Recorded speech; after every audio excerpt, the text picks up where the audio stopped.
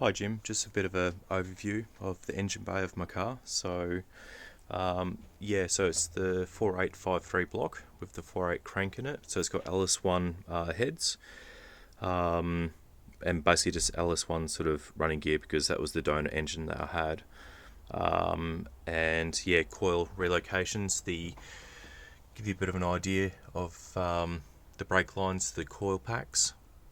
So using the Ford Explorer master cylinder. So if that was 25.4 mil bore, that was pretty much optimal from what I worked out in the calcs, and it feels good. And guys in the USA typically use this as well. Clutch master cylinder up here. So it comes with the Australian delivered sort of strut braces. So these are for the sports cars in Europe only, and also for special vehicles. Then I've got an extra sort of strut brace there. Don't really need it because it's not really going to be a track car. So power steering pump, that's from the Holden Astra. So the lines will run sort of down here by the rail, and then they cross across. So we've got probably about 70 mil of clearance between the exhaust manifold and the lines. Brake lines, well, they've got a decent amount of distance, well, a lot more than say the Commodores back in the 2000s. So down here we've got the cross pipe, goes from that manifold across to the turbocharger. So I've got heat shielding there just to prevent any radiant heat affecting the integrity of the accessories belt. The turbo sort of over here, so it just uses like the pod filter, but on the front here I have the PCV, the crankcase line, which goes in the front here. So I'm trying to not overtly pollute. So this here, it's all been heat wrapped as well. So I've got the radiant heat shields here. It took me a long time to make these, to make them all sort of nice.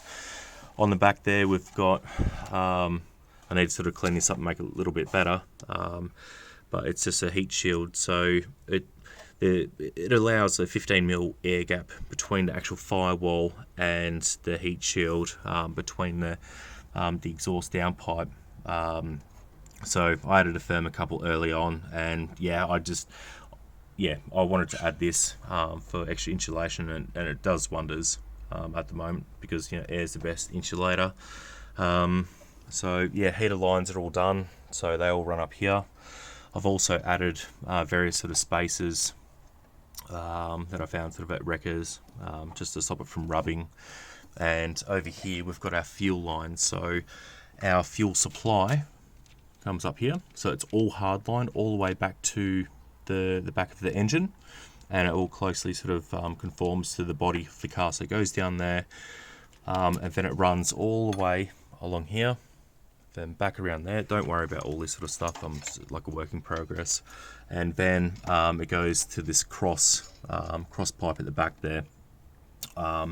Any areas that have the potential of rubbing, I've added, like, let's say, a thicker sort of radiator hose on top, because I don't want my car to be on fire when I'm in Mackay or Cairns. So I tried to make things as robust as possible. So the fuel regulator as well, the main line has been covered by a thick radiator hose as well, so there's still a gap between this and that there. So the engine barely even sort of rocks side to side anyway, because the mounts are quite stiff.